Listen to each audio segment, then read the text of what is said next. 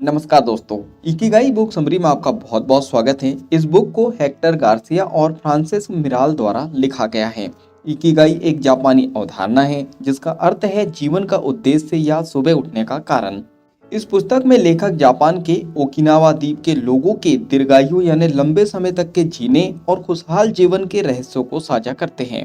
पुस्तक हमें यह सिखाती है कि हम कैसे अपने जीवन में संतुलन, खुशी और उद्देश्य प्राप्त कर सकते हैं। अध्याय 1 इकिगाई, आपके जीवन का उद्देश्य क्या है? इकिगाई वह चीज है जो आपको सुबह उठने के लिए प्रेरित करती है। यह 4 घटकों से मिलकर बनता है। नंबर 1, आप क्या पसंद करते हैं, यानी आपका पैशन क्या है। नंबर 2, आप किसमें अच्छे हैं, वोकेशन। नंबर 3, दुनिया को क्या चाहिए, मिशन। नंबर 4, आपको किस चीज के लिए पैसे मिल सकते हैं, प्रोफेशन। जब ये चारों चीजें मिल जाती है तो व्यक्ति को अपने जीवन का सच्चा उद्देश्य मिल जाता है। अध्याय 2 दीर्घायु का रहस्य, लेखक ओकिनावा के लोगों की लंबी उम्र का अध्ययन करते हैं और उनके स्वस्थ जीवन शैली के कुछ प्रमुख नियम बताते हैं। नंबर 1, सक्रिय रहे और कभी सेवानिवृत्त ना हो, हमेशा किसी न किसी काम में व्यस्त रहना जरूरी है। नंबर 2, हल्का भोजन करें, हरा हाचिबू का नियम अपनाएं, यानी पेट का केवल 80% भरे। नंबर 3, सकारात्मक सोच रखें, चिंता और तनाव से बचे। नंबर 4, सामुदायिक जीवन जिए, परिवार और दोस्तों से जुड़े रहे। नंबर 5, प्राकृतिक भोजन करें, हरी सब्जियां, फल और मछली का अधिक सेवन करें। नंबर 6, शरीर को सक्रिय रखें, रोजाना हल्का व्यायाम करें, जैसे टहलना या योग हो सकता है।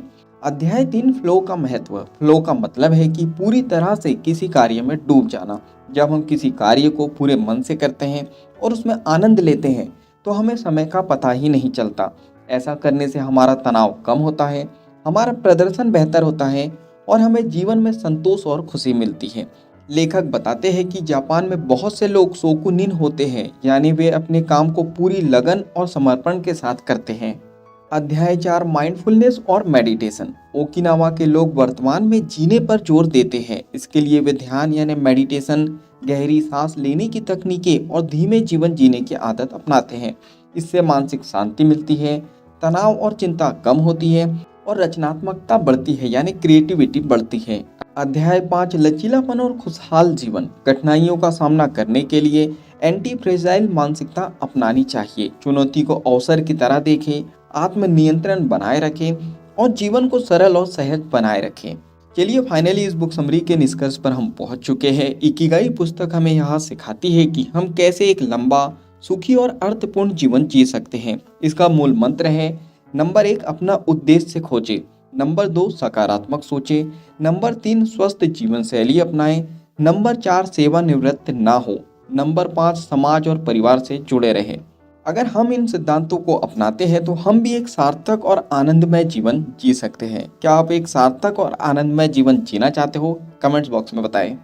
इस बुक समरी में अगर आपने कुछ अच्छा सीखा है और इस बुक को आप पूरा पढ़ना चाहते हैं तो नीचे डिस्क्रिप्शन में लिंक दे दी गई है, आप वहां जाके बुक खरीद सकते हो और बुक को पूरा पढ़ सकते हो। इस बुक समरी से अगर आपको कुछ अच्छा या नया सीखने को मिला है, बुक समरी पसंद आई है, तो आपको वीडियो को भी लाइक कर देना है। कमेंट्स बॉक्स में बताना है कि इस बुक समरी से आपने क्या सीखा है और आगे क्या सीखना चाहते हो। इस बुक समरी को आप ज़्यादा से ज़्यादा लोगों तक के शेयर कर सकते हो, क्योंकि जब हम दूसरों की हेल्प करते हैं तो ये नेचर हमारी हेल्प करता है। अगर आप चाहते हो कि ऐसी ही वैल्यूबल बुक समरी आपको रेगुलर मिलते रहे तो जल्दी से आपको चैनल को सब्सक्राइब कर देना है, बेल आइकन को दबा देना है, ताकि जब भी ऐसी वैल्यूबल बुक समरी आए तो उसकी नोटिफिकेशन सबसे पहले आपको मिल जाए। बाकी हम लोग मिलेंगे नेक्स्ट बुक समरी में, इस तरह हंसते हुए, मुस्कुराते हुए, लाइफ में आगे बढ़ते हुए, कुछ नया नया सीखते हुए। जब तक के लिए thank you so much, bye bye and go for success.